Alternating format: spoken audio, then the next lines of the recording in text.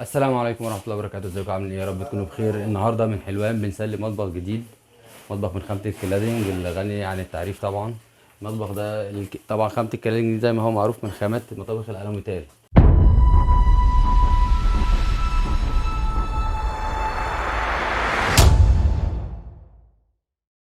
المطبخ بالكامل معمول ارتفاع عالي. طبعا مساحة المطبخ ده مش كبيرة، عندنا المساحة حوالي 3 متر و20 في عرض 2 متر و20 برضو. فطبعا كان الديزاين بتاعه محير شويه لان كان في كذا حاجه كده في المطبخ حبينا نراعيها.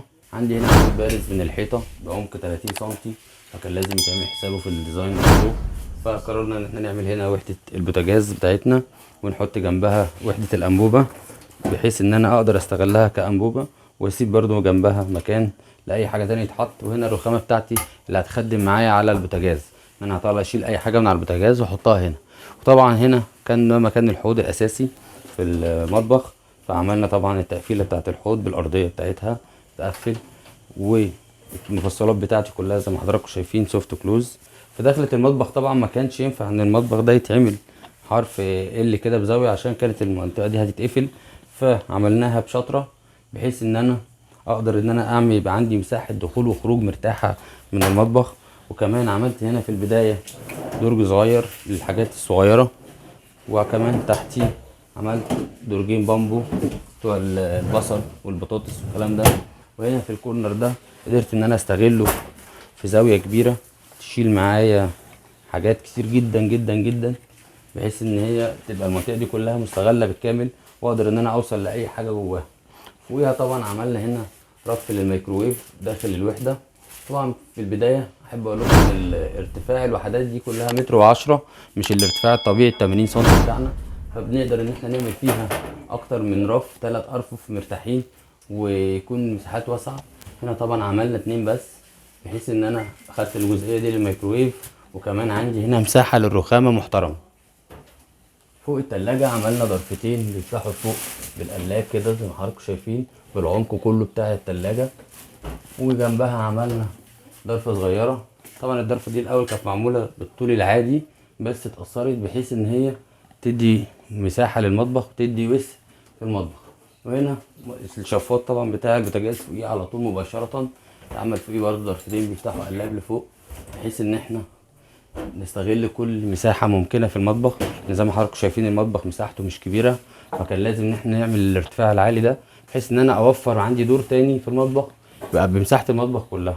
هنا في البداية هنا عملنا دي طبعا قفلناها، عملناها بضرفة مقفولة، ده كان بناء عن طلب العميل. عملنا لها ضرفة مقفولة برفين، ودي عملناها 3 ارفف ديكور بحيث دي تبقى نهاية المطبخ اللي داخل برضو ما تخبطش في راسه وهو داخل او هو خارج. جينا بعد كده عملنا 3 ارفف هنا ضرفتين تخزين في العلوي، وطبعا فوق الحوض مباشرة طالما عندي امكانية فبروح عامل المطبقية بتاعتي بالشكل ده كده. وعندي هنا 3 ارفف تاني بالتخزين برضو هحط فيهم اللي انا محتاجه كله، وسيبنا المساحة دي للشباك عشان يبقى فيه متنفس في المكان. طبعا نيجي بقى للجزئية اللي تحت، عملنا ال3 ادراج بتوعنا اللي بنعملهم في كل المطابخ بتاعتنا. او تقرب يعني قرب عشان يبانوا، عشان مساحتهم تبان العرض. عملنا 3 مطابخ بالعرض كله بعرض 40 سنتي بحيث ان انا اوفر مساحة للحوض. وطبعا تحت في الدرج الاخير ده بيتعمل بعمق اكبر شوية يعتبر ضعف الجزئية دي بحيث ان هو يشيل معايا سمنة برطمانات اي حاجة. جينا بعد كده بعد الحوض عملنا هنا بتاعت الزيت الستانلس، دي طبعا بقول قوي بتاع الزيت ستانلس بحيث مش الالومنيوم، طلب مننا ستانلس فعملناه. ما ينفعش يجي هنا في منطقه البوتاجاز فعملناه ورا البوتاجاز مباشره، بحيث انا واقف هنا على البوتاجاز اقدر ان انا اسحب كده اطلع ازازه الزيت بتاعتي واشتغل براحتي وارجعها تاني واقفل وانا واقف في مكاني ما اتحركش. وهنا عملنا ضرفه برفين الحلل والحاجات الكبيره برضه، والمفصلات بتاعتي كلها سوفت كلوز. طبعا احنا جبنا الرخام بتاع المطبخ من خلالنا، الرخام ده جالاكسي ستار هندي. عملنا له تخانات بطول القطع كلها زي ما حضراتكم شايفين في البدايه علشان يديني التخانه دي، لان الرخام كله طبعا زي ما حضراتكم شايفين كده في الظهر بيبقى عباره عن 2 سنتي، وبنركب له تخانه قد دي كده داير ما يدور الرخامه كلها بحيث يديني الشكل الجميل اللي حضراتكم شايفينه ده.